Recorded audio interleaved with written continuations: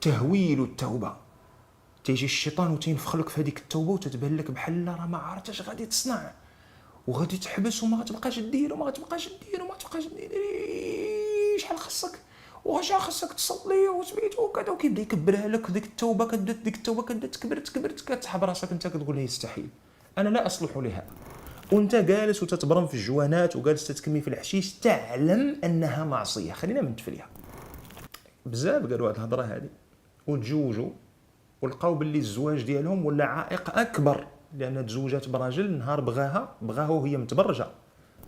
ابنتي متى تتحجبين وتلبسين لباس العفه الذي به تسيرين الى الله سبحانه وتعالى؟ فالناس يعرفوا هذا. السؤال: لماذا لا يتوب الناس على الرغم من معرفتهم بهذه الامور؟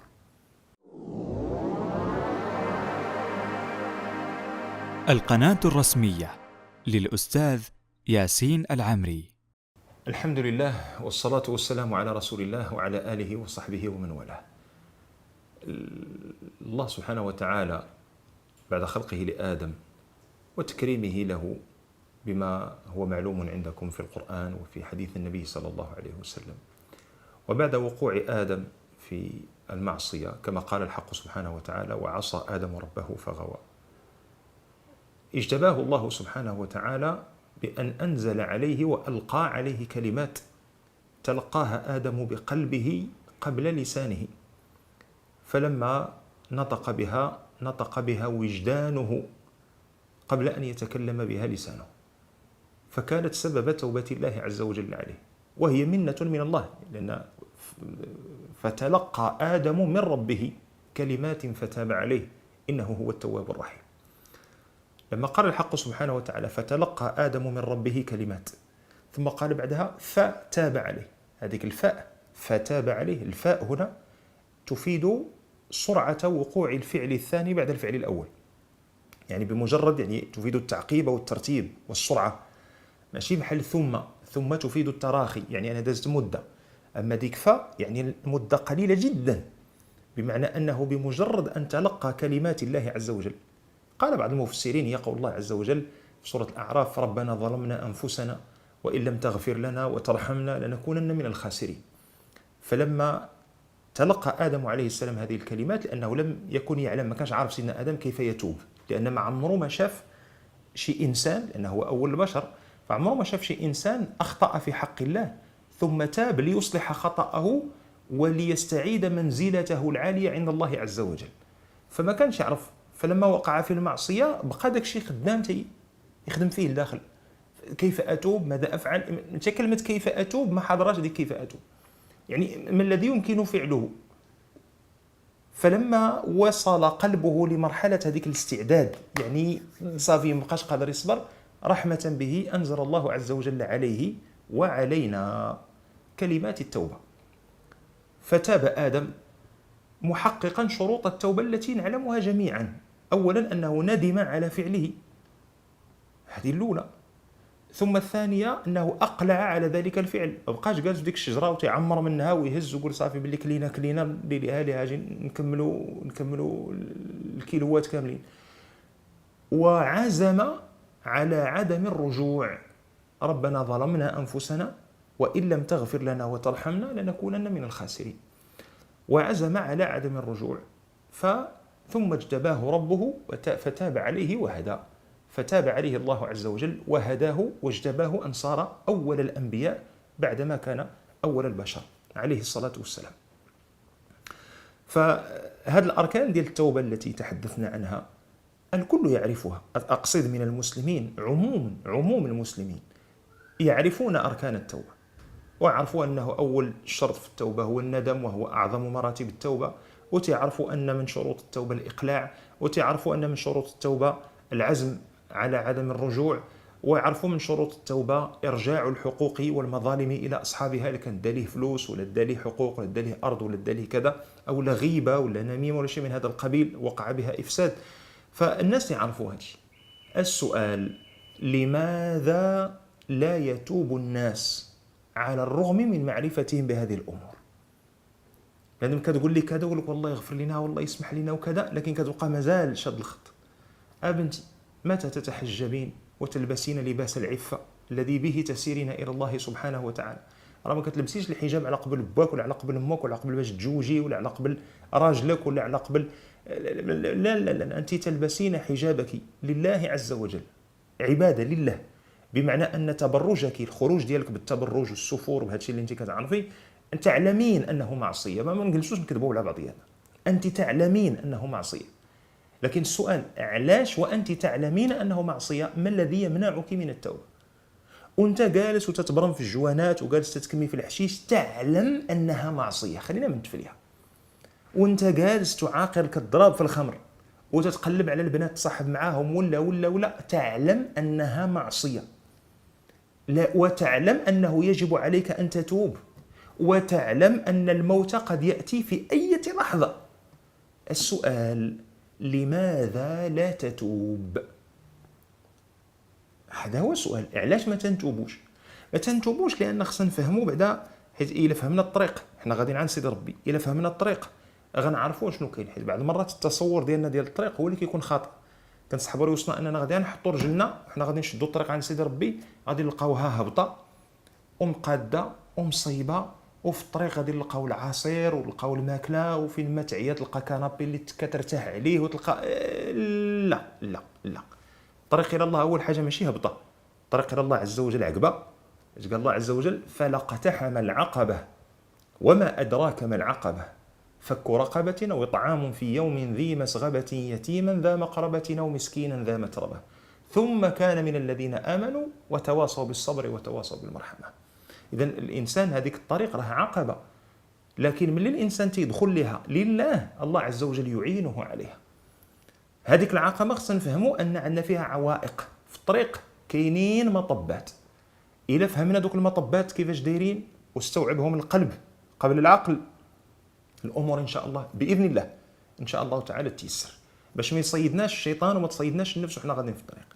أول عقبة تعترض طريق التائب، أول عقبة، وهذه من أفضل حيل الشيطان، وهو التسويف وطول الأمل. تسويف جاي من كلمة سوف، دابا ندير، إن شاء الله اليوم شنو؟ اليوم مثلا يوم 3، اش غدير؟ خليتها للجمعة الصباح ونمشي للحمام ندوش ونمشي للجمعة، وداز 3 والأربع والخميس والجمعة الصباح. زعما أنت تضمن أنك ستبقى حيا في هذه الأيام. الإنسان لا يضمن إذا أخذ نفسه هل يخرجه حيا أم لا يخرجه إلا في الدار الآخرة. وانت ضامن النفس ديال 3 والأربع والخميس والجمعة. وشحال من واحد حداك في هذه الأيام هذه هزيت عينك وبانت لك دايزة موكب ديال جنازة، تا هو راه كان كيسحب راسو راه غيبقى حتى الجمعه ويصلي الجمعه، ومعول نهار الحد غيخرج مع مالين الدار، ومعول نهار الاثنين غادي يمشي باش يعقد واحد الصفقه، ومعول نهار الاربعاء اللي من بعد غادي يمشي يزور واحد الخاله، ومعول ومعول ومعول ومعول ومعول. لكن ملي جا الاجل، جا الاجل ما تسناه لا جمعه ولا سبت ولا حد. في حقيقه دابا وانا باقا صغيره وخليت نتزوج، وديك الساعه نلتزم وندير الحجاب.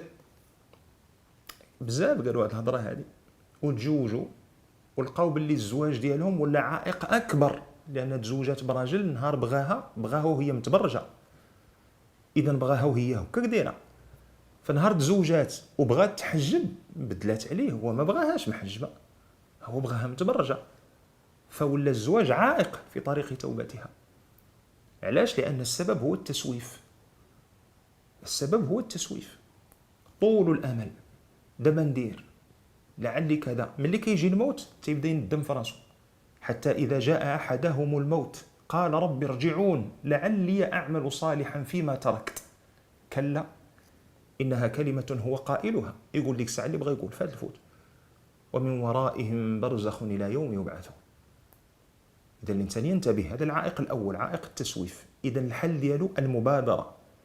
أنا ما ضمنش أنني نعيش حتى المغرب، إلا كان دابا مثلا العصر أنا ما ضامنش نعيش حتى المغرب، وإلا كان دابا المغرب أنا ما ضامنش نعيش حتى العشاء، وإلا كان دابا العشاء أنا ما ضامنش نفيق في الفجر،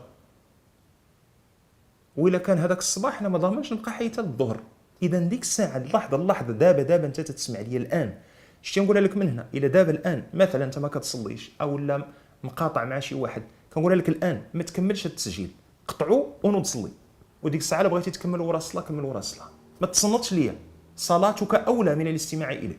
نوض دابا، قطع صلي واجي كمل اللي بغيتي تكمل تصلي. انا ما نهربش، انا باقي نخشي لك في الشاشه، انا جالس في الشاشه نتسناك، واخا انا نموت التسجيل باذن الله عز وجل غيبقى كيتسناك في الشاشه. لكن انت الا متي صلاتك ما تبقاش تسنى، انت الا متي حجابك ما غاديش يتسنى، انت الا متي الصدقه اللي كنتي باغي تاديها ما غاديش تسنى. هذه 5 سنين ولا 6 سنين وانت ما كتخرج زكاه المال، والمال عندك حال عليه 5 سنوات ماشي حول، داروا عليه 5 ديال السنوات. الزرع ديال العام اللي فات ما خرجتيش الزكاه ديالو، وكان قد بلغ النصاب وما خرجتيش الزكاه ديالو، وقد ادخلت الحرام على ابنائك. ما تكملش تسجيل، نوض دابا ادي حق الله عز وجل في مالك. انت دابا من هذه واحد 3 سنوات وانت مقاطع مع الاب ديالك على قبل اللعاعه من الدنيا، ما رضيتيش وهو ما رضاش وتقاطعتوا مع باك. مع باك سيد ربي قال لك واخا يكون باك كافر ويأمرك بالكفر لا تطعه في الكفر، ولكن قال لك وصاحبهما في الدنيا معروفه. ما تكملش التسجيل، نوض اتصل به وتسامح معاه، وديك الساعه وقت ما ساليتي لي انا تصنت لي ما كاينش اشكال. اذا العقبه الاولى هي عقبه التسويف. من العقبات والعوائق في طريق التوبه الى الله عز وجل وتهويل امر التوبه. تهويل التوبه، تيجي الشيطان وتينفخ لك في هذيك التوبه وتتبان لك بحال راه ما عرفتش غادي تصنع وغادي تحبس وما غتبقاش دير وما غتبقاش دير وما غتبقاش دير، شحال خصك واش خصك تصلي وسميتو وكذا، وكيبدا يكبرها لك ديك التوبه. كدات ديك التوبه كدات تكبر كتسحب راسك انت كتقول لها يستحيل، انا لا اصلح لهذا، انا الله عز وجل غاضب عليا، ما يمكنش ندير انا هذا الشيء كله. في حين ان التوبه شنو هي؟ باش نسهلوا نوضحوا شنو هي التوبه. شنو هي التوبه؟ التوبه هي انتقالك من حاله كانت المعصيه عندك هينه، نوض دير المعصيه تمشي تجي الى اخره، الى حاله قلبك صار يستعظم المعصيه، ولات كتبان ليه المعصيه كيقول اواه واش سيدي ربي عاطيني الرزق وانا هذاك الرزق غادي نعصاه به، لا ما نقبلش. هذه هي التوبه. فقط غتقول للعباد كيفاش انا اعصى الله وانا اسكن فوق ارضه، كيف اعصى الله وانا اكل من رزقه، كيف اعصى الله وانا تحت سمائه، وكيف اعصى الله وهو ناظر الي ومطلع علي. هذه التوبه. هذه التوبه انما هي تغيير في حاله وجدانيه. التوبه راه ماشي بحال الحنش، ماشي بحال الثعبان غادي تبدل الجلد ديالك انت ولا غادي تحول غيولوا عندك القرون. لا، التوبه راه انت هو انت، غير هو غتنتقل من الحاله الوجدانيه اللي كانت عندك المعصيه داخله خارج الدنيا هانيه الى حاله تستعظم فيها المعصيه. اما انت هو انت. من حيث التصرفات التوبه شنو هي؟ هي انك ابتداء تنقطع، تجفف منابع الحرام وتبدا في اداء الفرائض التي عليك. واضرب لي الحسب وشوف لي شحال عندك ديال الفرائض كاع بعد توحيد الله عز وجل. شحال الفرائض الاصل انك انت مسلم، شحال عندك ديال الفرائض كاع؟ اول حاجه الصلاه، ما هي 5 صلوات في اليوم والليله، وبدا بعدا بهادو.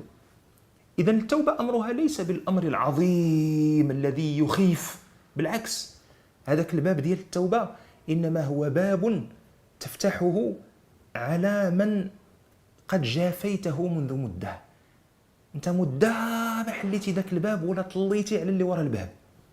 شنو كاين ورا الباب؟ ربك سبحانه وتعالى.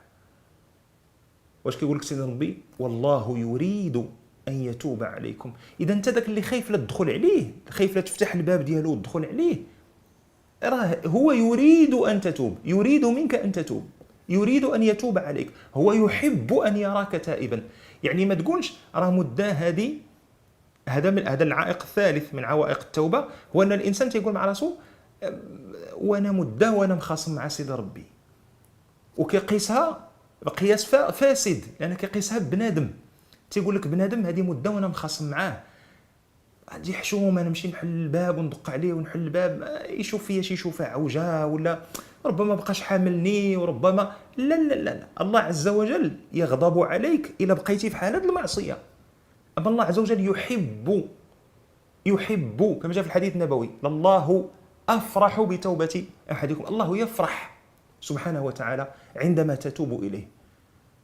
فإذا كان سبحانه يفرح بتوبتك، لماذا تؤخر التوبه؟ نحن غاديين عند الله، غنموتوا غنمشيو عند الله. فاللهم نمشيو عند الله وهو قد فرح بنا ونمشيو عند الله عز وجل وهو غضبان علينا. أنت اللي كتختار. العائق الرابع من عوائق التوبة هو قضية الخوف من ترك الملذات. كتكون عندك واحد الصحبة فاسدة، نبقاوش نزوقوا، صحبة فاسدة، الصحبة التي لا تأخذ بيدك إلى الطاعة ولا تأخذ بيدك عن المعصية، هذه صحبة فاسدة.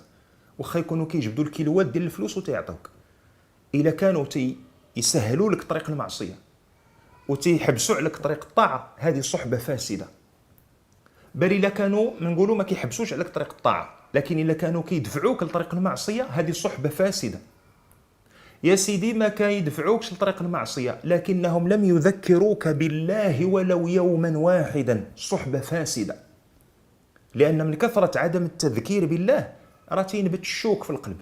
راه ماشي حيت ما زرعناش القمح وما فلحناش الأرض وخليناها هكاك تتصب عليها الشتاء راه ما غينوض فيها والو، لا، غينوض فيها الشوك، ينوض فيها الربيع، وينوض فيها الطفيليات، ويسكنوا فيها الطوبات، ويسكنوا فيها ينوض فيها النمل، وتقدر تلقى فيها الحناش. راه ماشي حيت ما فلحتيش الارض ما غينوض فيها والو، ماشي حيت هما ما عاونوكش على الذكر وما دفعوكش للمعصيه راه قلبك ما ينبت فيه والو، لا، كينبت فيه نابته النفاق ونابته المعاصي. اذا صحبه فاسده. لكن ديك الصحبه الفاسده كنقشبوا معاها شويه، كنضحكوا معاها شويه، فتيتخيل هو التوبه انه راه ملي غيدوز الجهه الاخرى راه الناس اللي غيتلاقى معاهم كلهم غيبداو يهضروا معاه بحال كيف كنهضر معاه انا دابا. انا هذا غير مده التسجيل اللي كنذكرك بالله عز وجل، اما خارج مده التسجيل انا تناكل ونشرب ونخرج ونضحك مع صحابي واصدقاء ديالي ونزوروا العائله ونشوفوا كذا ونسافروا ملي كتيسر الامور، نمشيو ناديو العمل ديالنا ونخدموا ونجيو.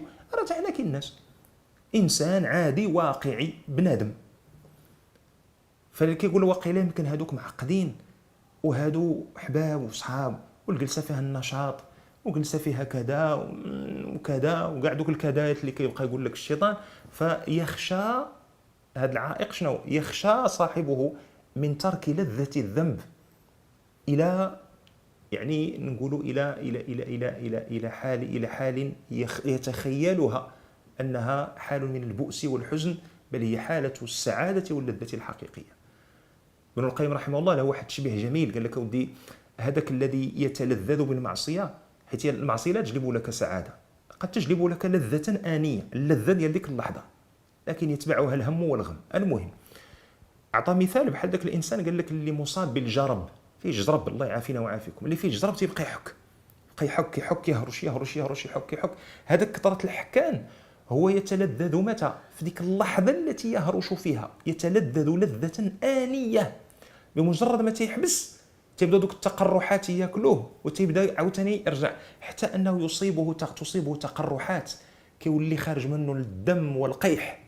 فكيولي داك الانسان اللي معافي ما فيش الجرب، انسان اللي في حالة التوبة التائب طائع، كيبدا يشوف فيه انه منظره مقزز. كتقولي بما تتلذذ بهذه الحالة هذه؟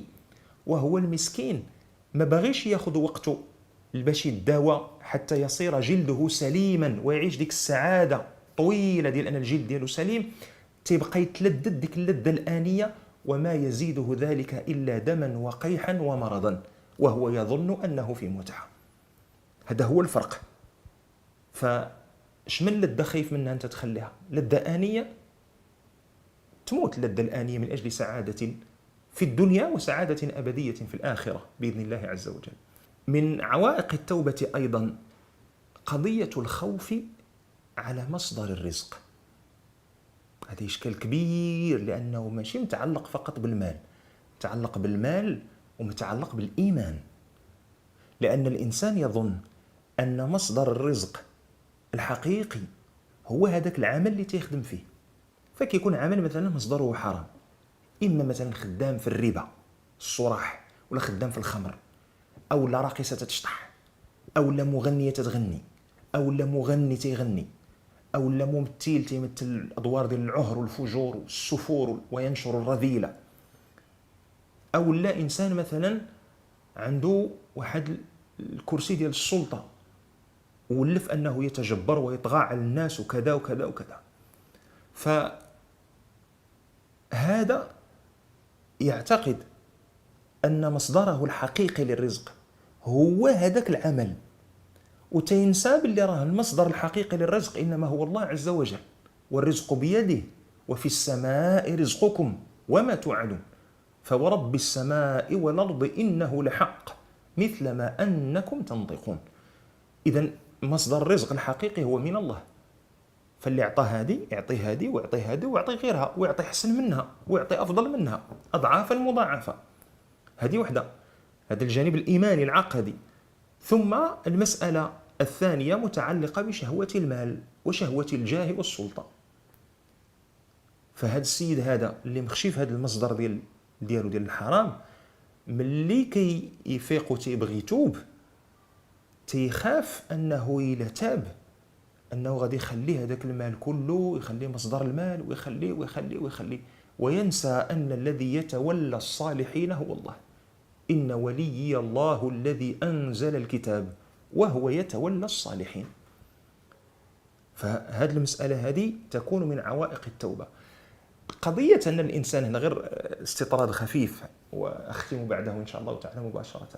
قضية الإنسان الذي كان مصدره من حرام وأراد أن يتوب إلى الله عز وجل، هل يخرج من عمله في التو واللحظة أم يبحث عن عمل آخر ريثما يخرج من ذلك العمل إلى غير هذه؟ شوف باش نتفاهموا، هذا تنزيل لحكم شرعي على شخص معين في واقعة معينة، هذه اسمتها فتوى.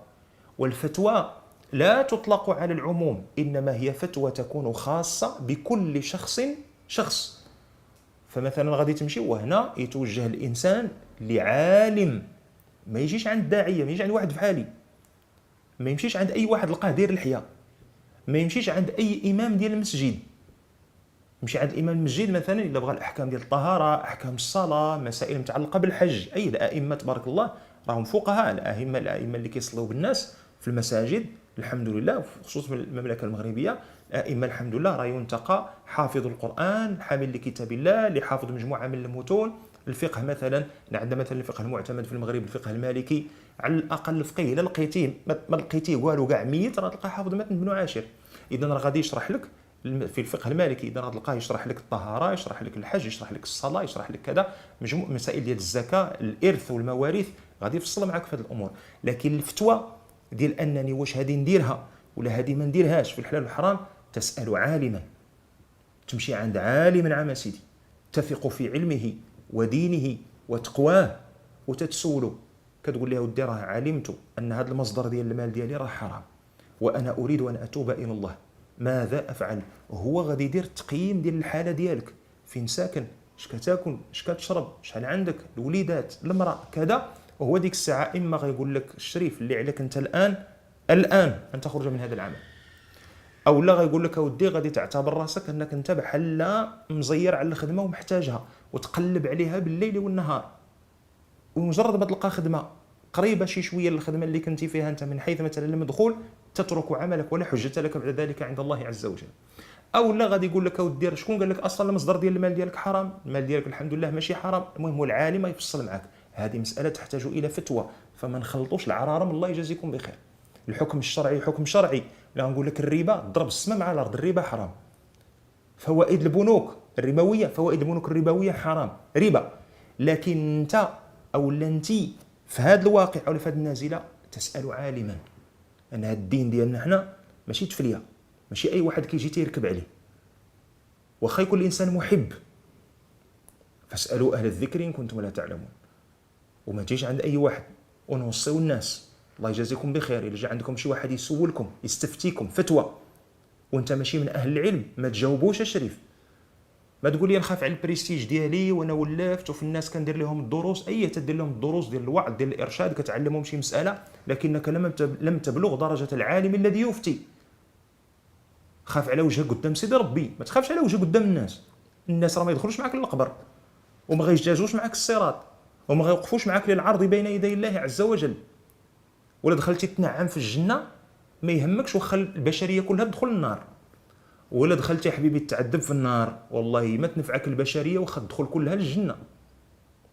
اذا الانسان ينتبه، الله يجازيكم بخير.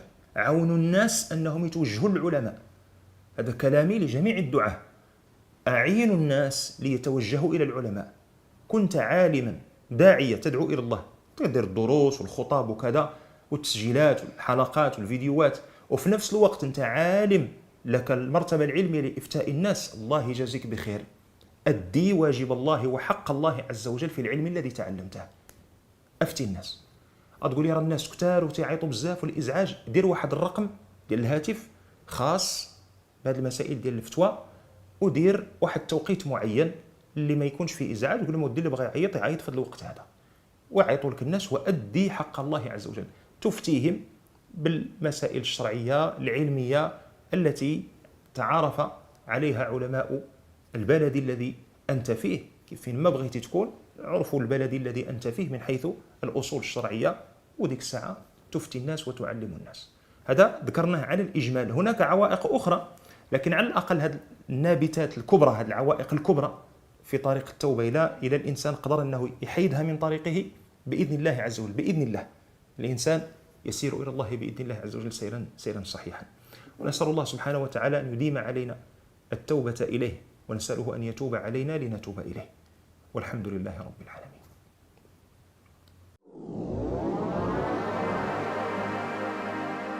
القناة الرسمية للأستاذ ياسين العمري.